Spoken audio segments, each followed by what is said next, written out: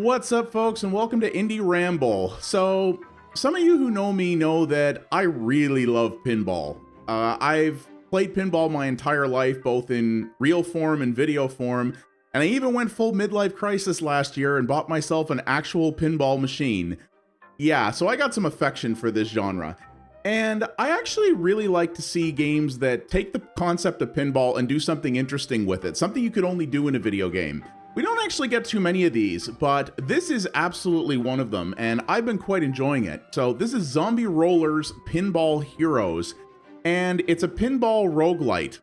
And you may be like, how the heck does that work? Well, I'm going to show you here. I've put a few hours into this so far, and I could put in quite a few more. It's been really interesting so far. So the way it starts out is you pick one of a few characters here. There are several others. This game does have a level-based progression system that is frankly insane, as you can see by the number of levels that are available here. Yeah, it's a little nut bar. Also 3 difficulty levels, but you have to beat the game multiple times to get them.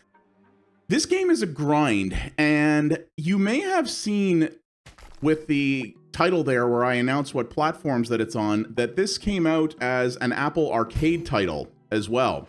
And you might think, oh god, it's a port of a mobile game, is it any wonder it's so grindy? Well, maybe that was the original intent, I don't know. But so games that come out on Apple Arcade as part of the subscription are usually much more traditional games in the sense that they aren't full of ads and microtransactions. And indeed, that's the case with this game as well.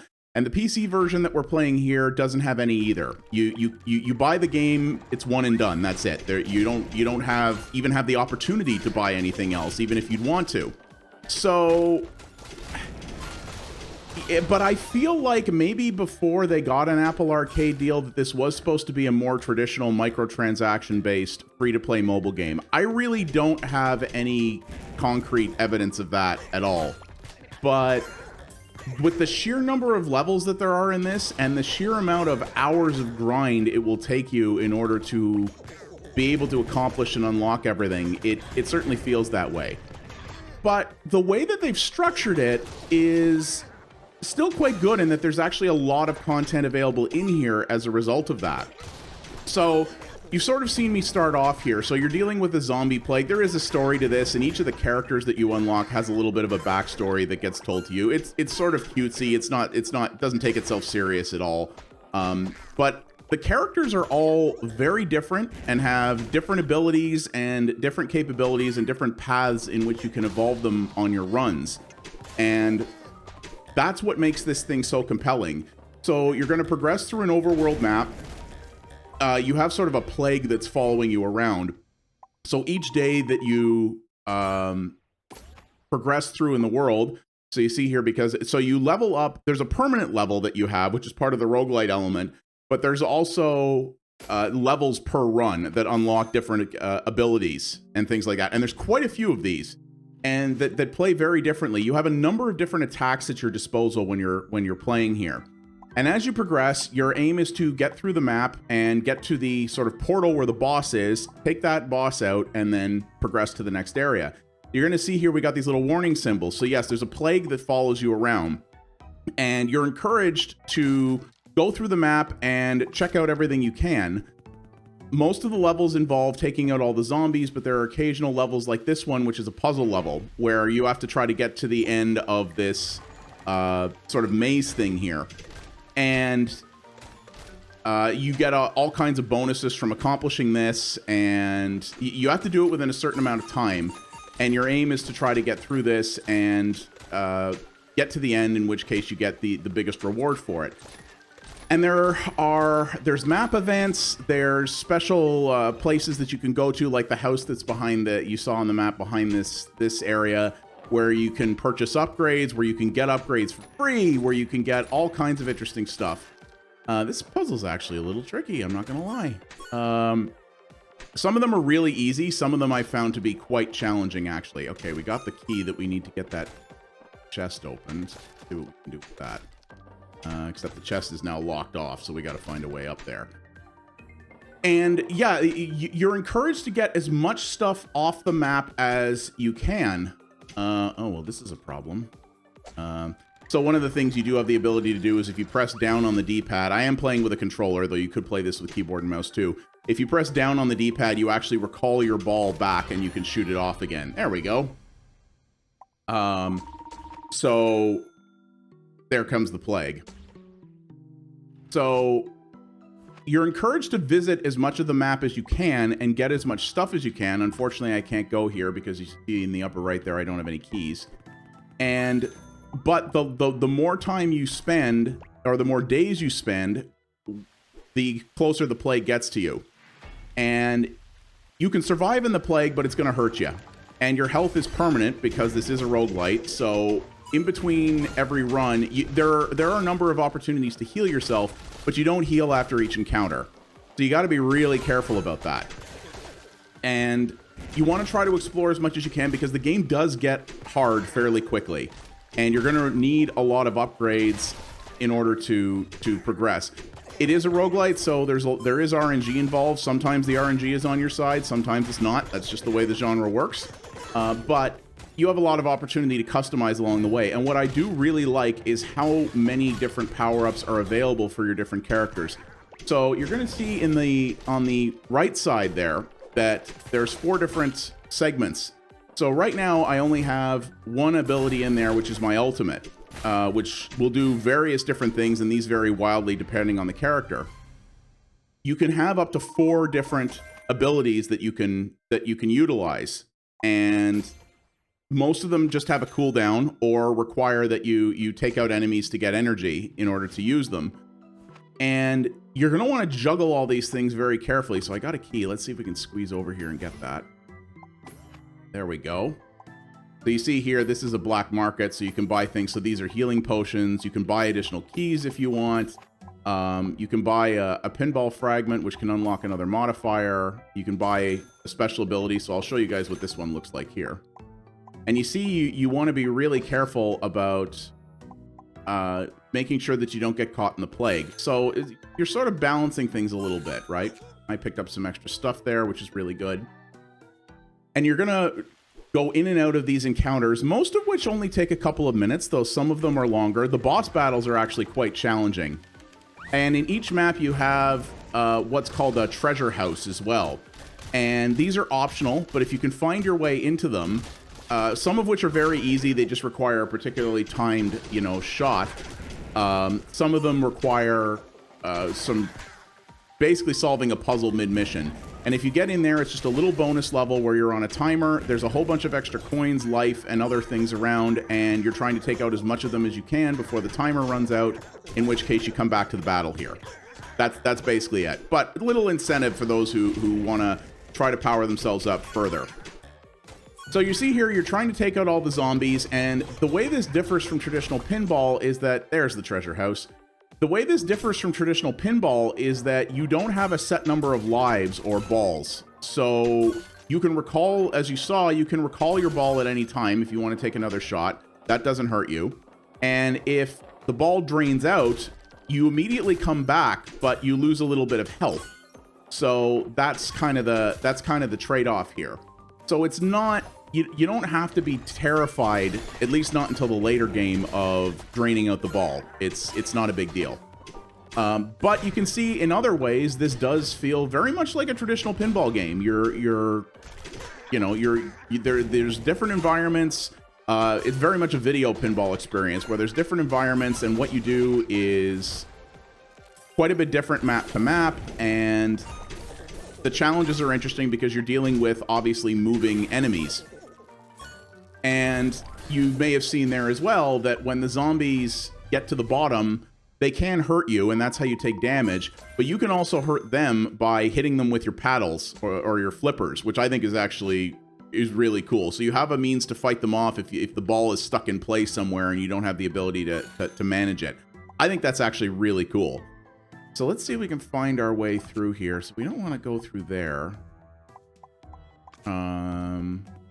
So these are little barriers here, so you can either use your hands to get through it and lose some health, or you can use, if you have them, a magic shovel. That'll take you through.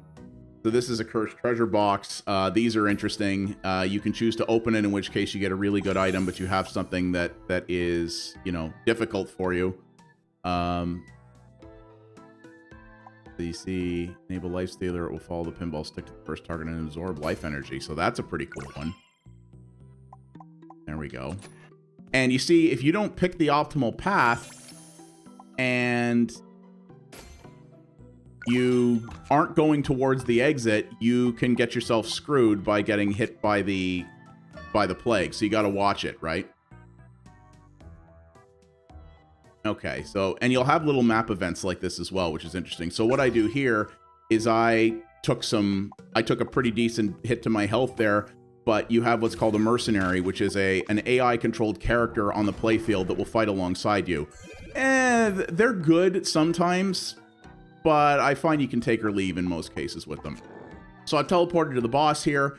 There's a lot of different bosses in this, and they vary a lot, which is really cool. They vary a lot in terms of their design, in terms of their attacks, in terms of the strategies that you need in order to take them out. Some are easier than others.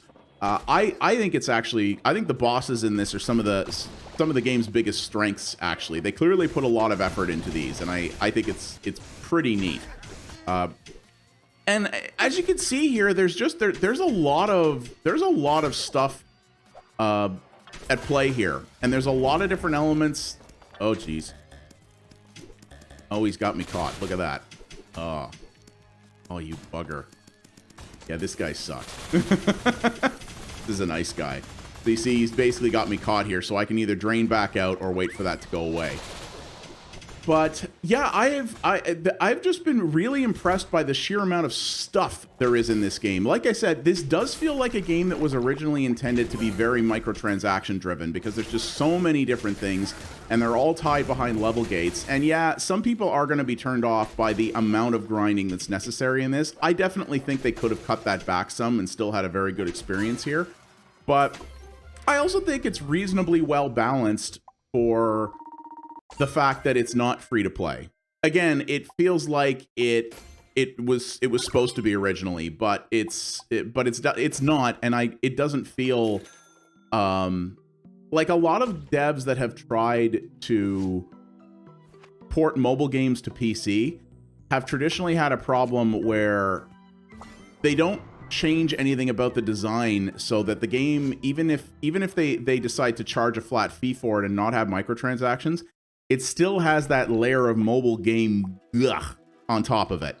This doesn't feel that way to me, other than the level grind, which is a little steep, but I enjoy playing this so much that it's not really a big deal. And if you have a good run, like I leveled up, I think it was 10 or 12 levels in after one run at one point where I did particularly well. So, you know, and the thing that's good about this is it's fairly casual in terms of its demands on your time. So you can play a run of this, you know, in maybe half an hour to an hour. You can bail out mid-run, and it will save your progress and allow you to continue, so you're not forced to complete an entire run.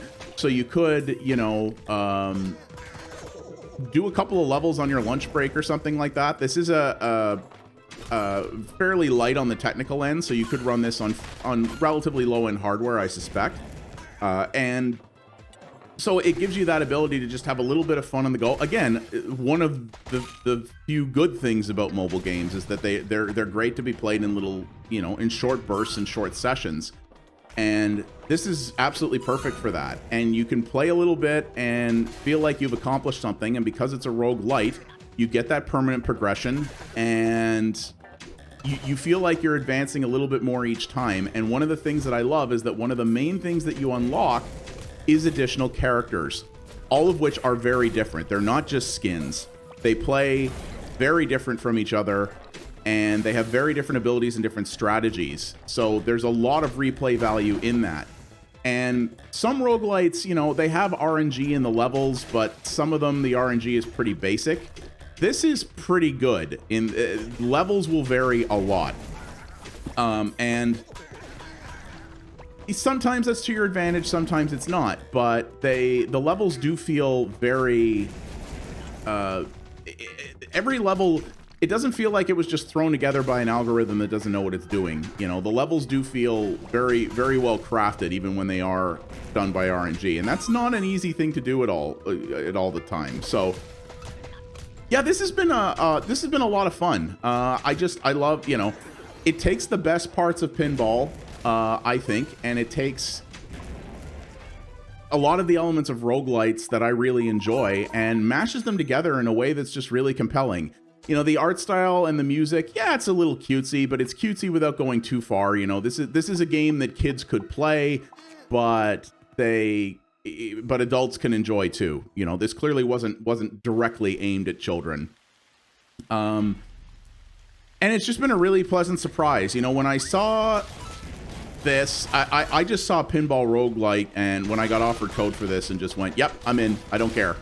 Then I saw that it was an Apple Arcade title originally, and I was like, oh, geez, what have I gotten myself into here? But it is a real pleasant surprise to come across a game like this that has mobile roots, but has not been tainted by the stink of modern mobile game design.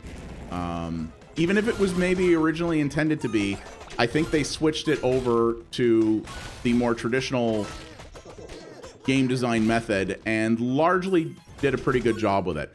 Again, I do kind of wish there was a little bit less grind, but you know, especially to get the higher difficulty levels. Locking the harder difficulty level behind finishing the game once, sure. Finishing the game twice with 2 different heroes, that's a little bit much in my opinion. Because this is not a short experience in general, so that requires some real effort. And I think if people want a bigger challenge, I really just think they should be able to get it on their own terms. They really shouldn't be locked behind anything else. But if you're really good at this game, you'll probably burn through those 2 runs fairly quickly anyway, so, you know, it doesn't necessarily matter that much. But yeah, I just really like what this is doing here. You've only seen one character so far. This is more of an ice-centered character, but there's another character that is more fire-centric. Of the 3 that I've unlocked so far, there's one character that's more fire-centric, and there's another one that is, I'm going to say music-centric. It's a bard, effectively. And they have really interesting abilities and ultimates and whatnot tuned to those characters specifically. And I think that's what will make this really compelling to come back to after one run. You know, if you manage to get to the end, you're not going to be like, well, I finished this, I've kind of seen all there is to see, that was cool, I'm moving on. Playing these different characters, I mean, their stories are all kind of throwaway, it doesn't really matter, but you can see that, and playing the game again, utilizing their specific methods and mechanics, can add a lot to this and really stretch it out. So there's quite a bit on offer here for the price. And, you know, yes, the art style is basic, but it runs really well. I've had no problems with bugs or any kind of performance issue. This does have cloud saves on PC. So if you know, want to play a little bit of this on a laptop during the day and then take it to your main PC at night, easy to do. I've done that with my gaming laptop, and it works really well. That's always a nice thing to have. So, and as you can see here, you know, there's these map events vary a lot. There's just a lot. This does feel like a game that was, so many mobile games just feel like throwaway garbage that are designed to take your money, right? This one really feels like it was made with love and care, and that there's a lot of real thought and craft that went into it. And that's not something I can say about a lot of mobile games, to be honest with you. And it's really nice to see such a nice job being done on this one. So yeah, that is Zombie Rollerz Pinball Heroes. It's out now on Apple Arcade, PC, and Switch. Hopefully it comes to other things eventually too. Obviously you could put this on just about anything that you wanted. And it's a real gem. You know, even if you're not a huge pinball fan in the traditional sense, I think you might still like this, just because it's not normal pinball. You know, the core DNA of it is here, but it's not anything that oh geez, here we go. But it's not what you would normally associate with pinball, and it's a different kind of experience that keeps the best parts while adding something new. I think I think that should be applauded. I hope we see more stuff like this. So yeah, thank you very much for watching, everybody. I do appreciate it. If you liked what you saw here, please do all the normal YouTube things, like, subscribe, hit the bell. All of that really helps out the channel, and leave a comment down below. Tell me, what do you think of this? Does this interest you? Are there other sort of pinball fusion games, I call them, available that interest you? I covered one a long time ago. Now the name's blanking on me, but it was sort of a pinball adventure game. It's actually getting a sequel that was really cool. So, Rollerz of the Realm, that's what it was. So, you know, is there anything else like this? Because I love pinball in all its forms, and I'd love to see more options. So, and as always, you can follow me over at twitch.tv/pxabstraction for multiple variety streams a week, including indie games covered there that you won't see here on YouTube. We have a fantastic community over there, and I'd love to see you be a part of it. Thank you very much for watching, everybody, and I will see you on the next Indie Ramble. You folks have yourselves a great one. Take it easy.